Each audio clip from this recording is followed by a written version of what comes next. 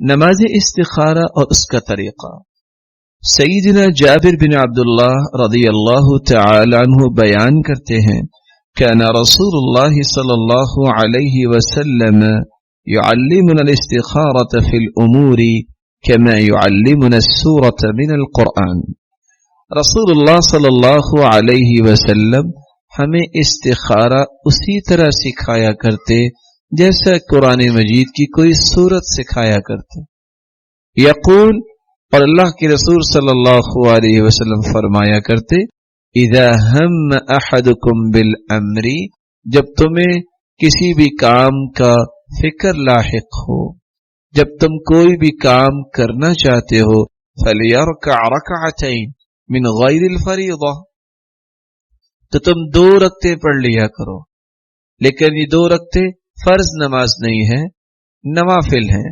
ثم لیقل، پھر نماز 2 رکعت ادا کرنے کے بعد یہ کہہ دے، اللہم انی استخیرک بعلمک، اے اللہ میں تیرے علم کے ساتھ استخارہ کرتا ہوں، واستقدرک بقدرتک، اور تیری قدرت کو چاہتا ہوں، اس کا مطالبہ کرتا ہوں، واسألک من فضلک العظیم، اے اللہ مجھے اپنے فضل عظیم سے نواز دے، فإنک تقدر ولا اقدر وتعلم ولا اعلم وانت علام الغیوب، اے اللہ تو ہی قدرتوں والا ہے، میری کوئی قدرت نہیں، اے اللہ تو ہی جانتا ہے، میں نہیں جانتا، کیونکہ تو علام الغیوب ہے۔ اللہم ان كنت تعلم ان هذا الامر خیر لی فی دینی ومعاشی وعاقبت امری، اے اللہ تو جانتا ہے اگر یہ کام جس کے بارے میں میں استخارہ کر رہا ہوں میرے لیے، میرے دین کے لیے بہتر ہے، میری معیشت کے لیے بہتر ہے، میری آخرت کے لیے بہتر ہے، او قال عاجلی امری و آجلی، میری اس میں جلدی اور تاخیر میں ہر 2 صورتوں میں بہتر ہے، فاقدرہ لی، تو یہ میری قسمت میں کر دے، ویسرہ لی، اور اس کام کو میرے لیے آسان کر دے، ثم بارک لی فی، اور پھر اس کام میں میرے لیے برکت فرما دے، وَإِن كُنْتَ تَعْلَمُ أَنَّ هَذَا الْأَمْرَ شَرٌّ لِّي فِي دِينِي وَمَعَاشِي وَعَاقِبَةُ أَمْرِي، او قال فی عاجل امری وآجلی، اے اللہ تو جانتا ہے اگر یہ کام میرے لیے، میرے دین کے لیے اور میری معیشت اور آخرت کے اعتبار سے ابھی یا بعد میں برائی کا باعث ہے، فاصرف عنی، اے اللہ اگر شر والا یہ کام ہے تو اس شر کو مجھ سے دور کر دے، واصرفنی عنہ، اور مجھے اس شر سے دور کر دے اور شر کو مجھ سے دور کر دے، واقدر لی الخیر حیث کان، اے اللہ پھر خیر کو تو جانتا ہے، میرے لیے خیر مقدر بنا دے جہاں سے بھی ہو، ثم ارضنی بھی، اے اللہ پھر اس خیر پر مجھے راضی بھی فرما دے۔ قال ویسمی حاجت، رسول اللہ صلی اللہ علیہ وسلم نے فرمایا اس کے بعد اس کو چاہیے کہ اپنی اس ضرورت کا نام لے جس کے لیے وہ استخارہ کر رہا ہے۔ استخارہ کیا ہے اور استخارے کے بارے میں چند ضروری چیزیں۔ استخارہ طلب خیر الامرین لمن احتاج الى احدہما، 2 چیزیں جب انسان کے سامنے ہیں تو ان میں سے اچھی اور خیر والی چیز کا اللہ سے مطالبہ کرنا، کسی بھی کام کے بارے میں اللہ کی رہنمائی لینا، کسی بھی چیز کے متعلق اللہ سے مشورہ کرنا اور اللہ سے اس کی خیر اور برکت مانگنا۔ اس لیے علماء لکھتے ہیں صلاۃ رکعتین من غیر الصلاۃ المفروضہ مع دعاء مخصوص فیہ سؤال خیر فعل شیء مشروع او ترک، 2 رکعتیں انسان پڑھے اور کسی بھی کام کی اچھائی کا سوال کر دے اور برائی سے بچنے کی التجا اللہ کے سامنے رکھ دے۔ احادیث کو سامنے رکھا جائے تو ہمیں پتہ چلتا ہے آثار کی روشنی میں کہ 4 باتوں کا استخارہ کرنے والے کو خیال کرنا چاہیے۔ سب سے پہلی بات، جس کام کے بارے میں استخارہ کرنا چاہتا ہے وہ کام شرعاً جائز ہو۔ یہ نہیں کہ اس نے ڈاکہ ڈالنا ہے، کسی کا مال لوٹنا ہے تو اس میں استخارہ کر لے۔ برائی کے اوپر کوئی استخارہ نہیں ہے۔ اسی طرح نیکی پر استخارہ نہیں ہوتا کہ ایک شخص کہے میں استخارہ کرتا ہوں نماز پڑھوں کہ نہ پڑھوں۔ نماز تو واجب ہے، اس کے لیے استخارے کی ضرورت نہیں۔ ہاں اگر کوئی ایسا عمل ہے جو کچھ دیر بعد کرنا ہے اور وہ کسی وقت بھی کیا جا سکتا ہے، اس کے وقت کے تعین کے لیے آپ استخارہ کر سکتے ہیں۔ میں اس مہینے اللہ کے گھر کی زیارت کرنے جاؤں کہ میں 1 مہینہ رک جاؤں؟ میں نے اگر سفر کرنا ہے تو میں کون سی فلائٹ اختیار کروں؟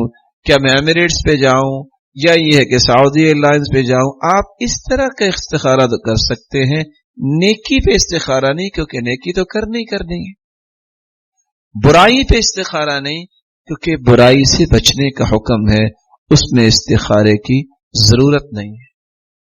تیسری بات، استخارہ کرنے سے پہلے اپنا بھی یہ نہ بنا لیے کہ میں نے اے اللہ یہ پسند کر لیا ہے، اب تو مجھے جیسے لوگوں نے باتیں بنائی ہیں خواب کے ذریعے سمجھا دے، یا میرے تکیے کے نیچے کسی فرشتے سے لکھوا کے رکھ دے، یا یہ کہ خواب میں کوئی الہام ہو جائے، یا کوئی شخص آئے گا اور آ کے کہے گا خوش ہو جاؤ آپ کی نیت بڑی اچھی ہے آپ کا کام ہو جائے گا۔ اس طرح کے کوئی بھی مخمصے کسی حدیث میں آئے ہی نہیں ہے۔ اس لیے استخارہ کرنے سے پہلے اپنے دل کو ایک زاویہ نہ دے بیٹھیے، وگرنہ استخارے میں وہی نظر آئے گا۔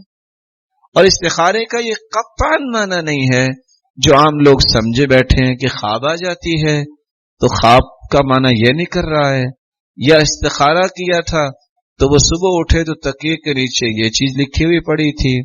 اگر استخارہ کرے تو یہ سمجھے کہ رات کو ایک خواب میں انسان آیا اور اس نے خوشخبری سنا دی۔ اس طرح کا کسی حدیث میں کوئی مفہوم نہیں۔ وہ چیز اچھی ہو یا بری ہو، ہر 2 صورتوں میں اللہ سے رہنمائی لینی ہے اور یہ مطالبہ کرنا ہوتا ہے استخارے میں، اللہ اگر اچھی نہیں ہے تو اچھی بنا دے، اگر یہ اچھی نہیں ہے تو کوئی اور اچھی عطا کر دے، تو میری سرپرستی فرما، میں کچھ نہیں کر سکتا۔ پھر اللہ رب العزت جو چیز میسر کر دے اس میں اللہ خیر فرمائیں گے۔ یہ ایک قلبی میلان اگر پہلے سے بن چکا ہو پھر اس کے استخارے کا معنی ہی کوئی نہیں ہے۔ اس نے اللہ رب العزت سے رہنمائی لینی ہے، اس کے بعد پھر استخارے کے اس بات پہ اعتماد کرے کہ اب میں نے اللہ سے مشورہ کر لیا ہے، اس میں رکاوٹ نہیں آ رہی اور قلبی میلان ہے تو اللہ تعالیٰ اس میں ضرور خیر پیدا فرمائے۔ چوتھی بات، استخارہ ہمیشہ اس کو کرنا چاہیے جس نے کوئی کام کرنا ہے۔ اگر کسی شخص نے شادی کرنی ہے تو اس کا استخارہ کوئی اینکر تو نہیں کرے گا، شادی تو اس نے کرنی ہے۔ وہ اگر جھوٹ موٹ سے نہ جانے کون سی کہانیاں کس سے سنا کے پیسے بٹورنا چاہتا ہے تو استخارہ تو وہ کرے جس کی شادی ہے۔ اسی طرح کو عورت شادی کرنا چاہتی ہے اس کو استخارہ کرنا چاہیے۔ ہاں علماء نے آثار کی روشنی میں ضرور کہا ہے کہ اگر والدین بھی استخارہ کر لیں تو کوئی حرج نہیں، کیونکہ اس طرح کے معاملات میں والدین کا عمل دخل ہوتا ہے، اور خصوصاً عورت کے لیے کہ ولی کی اجازت کے بغیر اس کی شادی ہو ہی نہیں سکتی۔ اس لیے کسی سے استخارہ کروانے کی کوئی حدیث نہیں ہے، دعا کروائی جا سکتی ہے۔ رسول اللہ صلی اللہ علیہ وسلم کے فرامین کو اگر دیکھا جائے، ایک روایت میں آتا ہے اذا اراد احدکم امرا، جب تم میں سے کوئی کام کرنا چاہے۔ دوسری روایت میں آتا ہے کان اذا استخار فی الامر یرید ان یصنع، جب کوئی کام کرنا چاہتے اللہ کے رسول تو استخارہ کیا کرتے۔ اور تیسری روایت میں آتا ہے اکتم الخطبہ، آپ جب نکاح کرنا چاہتے ہیں میرے صحابی تو منگنی کو چھپا کے کرنا ہے، ثم توضأ فاحسن وضوءک، تو پھر اچھا وضو کرنا اور وضو کو خوبصورت بنانا، وصل ما كتب اللہ لک، پھر 2 رکعتیں پڑھنا، جتنی اللہ نے تمہیں توفیق دی ہے. ثم احمد ربک، پھر اپنے رب کی تعریف کرنا. ومجدہ، پھر اس کی بزرگی کو بیان کرنا، پھر یہ دعا پڑھنا. اور چوتھی روایت کے الفاظ ہیں اذا ہم احدکم بالامر، جو آپ کے سامنے روایت لکھی ہے.